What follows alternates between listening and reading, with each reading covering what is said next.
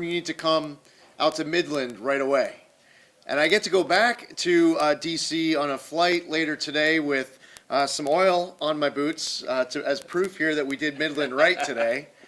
Daniel from our comms team will be going on an airplane with oil all over his polo shirt. He did Midland right today. He's now an honorary roughneck. And it was just a perfect day. Getting feedback from people as to how we can apply common sense, we can unleash energy dominance, we can help create jobs.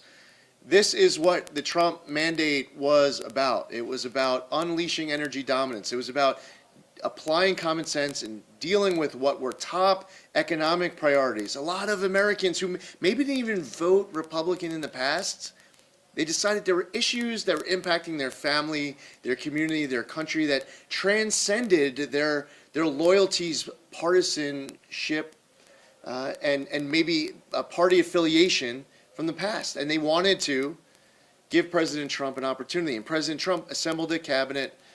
We're all working hard to hit the ground running. On March 12th, we announced what was over 30 regulatory actions that is going to amount to trillions of dollars of deregulatory relief. It's going to lower the cost of living. We are going to help create jobs, including inside of different industries. We feel it here in our surroundings. Midland is going to be stronger for it. Texas is going to be stronger for it, and we will know that our job was done successfully when we could come back to Midland next time and we can hear of all the positive progress from our work between now and then. So we want to know what everyone in the public has for us to tackle to represent Americans all across Texas. Senator Cruz has provided all of us, all of the members of the cabinet, with lists that have a very important Texas focus to make sure that we never lose sight of the top priorities of Texas. And I am sure that every minute of every day that I'm in this position, Senator Cruz will stand by ready at his own initiative or mine to update me on whatever needs to be done on any given day to make sure that EPA is making Texas proud from this point forward. Great. With that, happy to take any questions. All right, I have one for both of you. So why do you feel the need to lift these energy regulations? Because the American people want low-cost, abundant energy. You know, we're blessed with massive natural resources, and those resources power the economy. You know, a lot of Americans are very focused on manufacturing jobs. President Trump is very focused on bringing manufacturing jobs back to America. If we're going to do that, one of the most powerful tools to bringing manufacturing jobs back to America is having low-cost, abundant energy. I'll say beyond that, one of the big issues in this last election was inflation. Texans and Americans across the country faced higher prices across the board, and there were a lot of policies from the Biden administration that drove that inflation. Out of control spending and debt was a major driver, but so was the war on energy, because I'll tell you, energy costs, they don't just factor in when you fill up your tank with gasoline. They factor into everything else a family spends. When you go to the grocery store and you buy groceries, the cost of energy is factored into fertilizer, into the cost of trucks that take that food to the store. When you go to the department store, everything you buy, energy is a major component. And so unleashing American energy is a powerful way to target the inflation that Joe Biden and the Democrats' policies created. And it's also critically important as a national security matter. Look, I grew up, I was born in 1970. I remember the 1970s when we were energy dependent on other parts of the world, in many instances parts of the world that are not our friends. That is not good for U.S. national security. The world has changed, and where we are right now, the Permian Basin changed it. And with the shale revolution, the United States is now the #1 producer of oil in the world and the #1 producer of natural gas in the world. That is tremendously important for our economic security and our national security.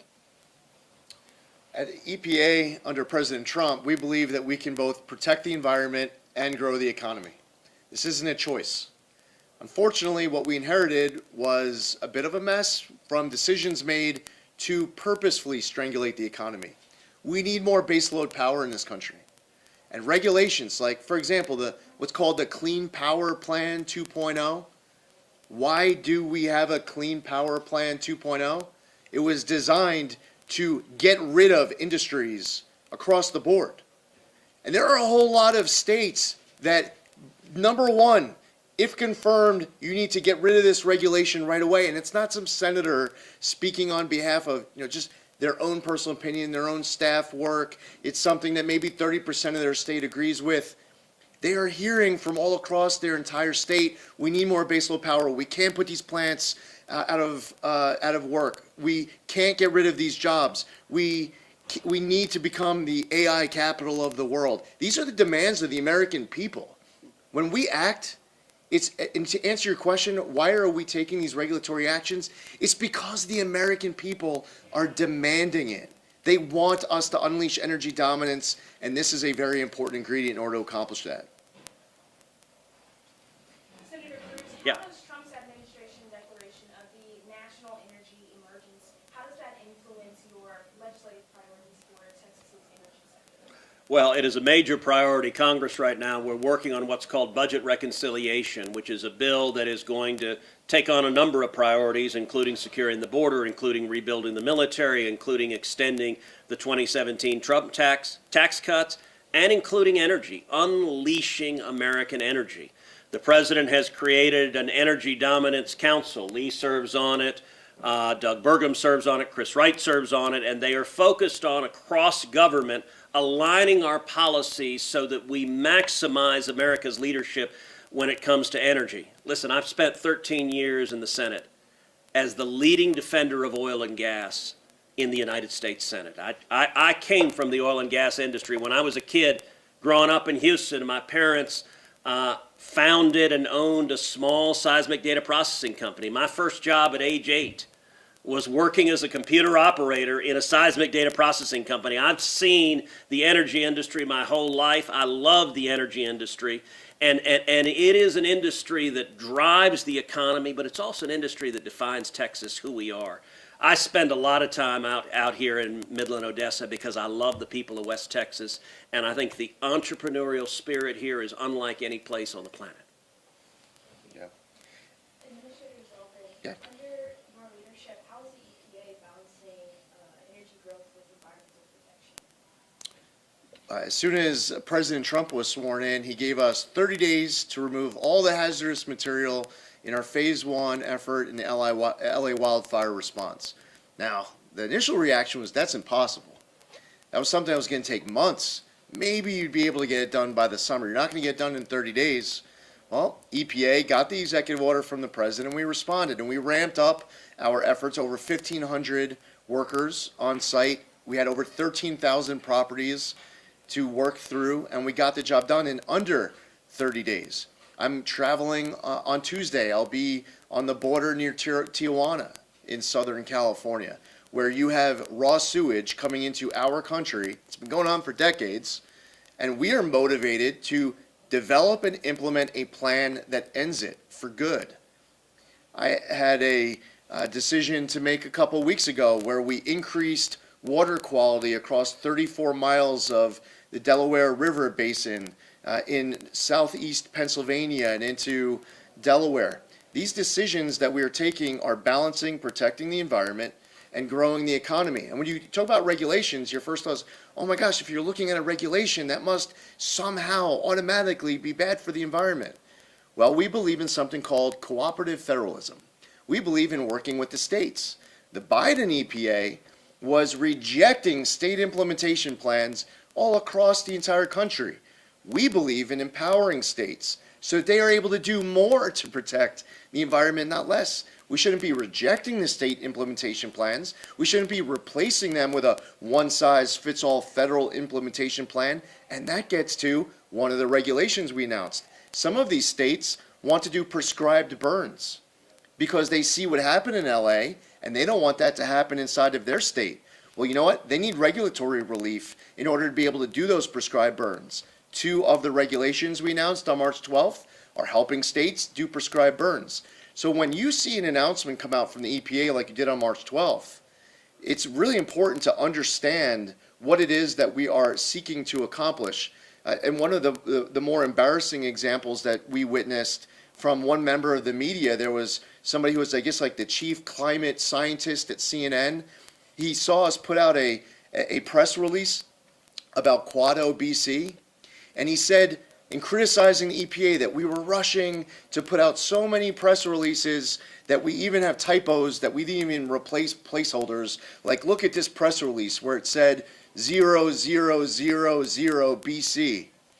This is their chief climate scientist who's lecturing the American public. Now tell them what Quad OBC is. Yeah, now we have oil and methane regulations that were passed during the Biden administration with regards to new source and current sites, and those standards that were put in place end up resulting in compliance costs. We hear feedback that it was done in a way that ends up hamstringing a lot of Texas companies in a way that was not thoughtful. And what we're doing is announcing a reconsideration of Quado BC. We are not prejudging the outcome of this process. We're going to go to public comment, including feedback from Senator Cruz and the congressional delegation, to get it right.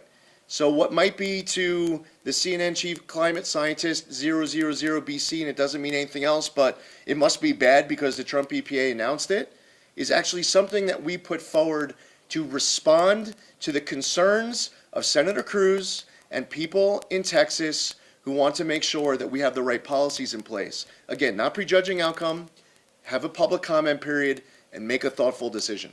All right, let's do last question. I have a bit of a two-part question for you. Representative August Fluker was here earlier this week also discussing the EPA and the oil and gas industry.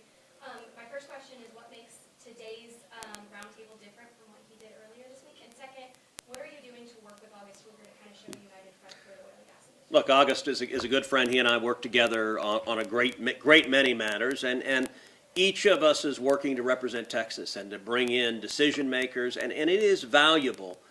One of the things that is striking about President Trump's cabinet is they're willing to listen.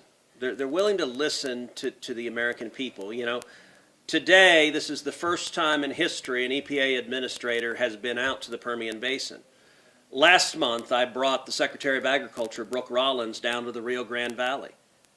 Brooke is the first Texan ever to be the U.S. Secretary of Agriculture, and she's also the first Secretary of Agriculture ever to go to the Rio Grande Valley.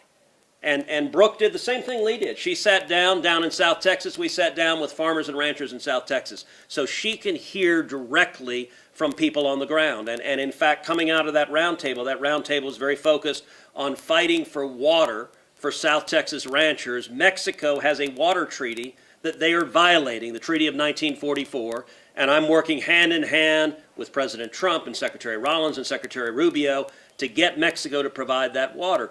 It is valuable. The fact that Lee is here, look, I can talk to him about energy issues, and I do. August can talk to him about energy issues, and he does.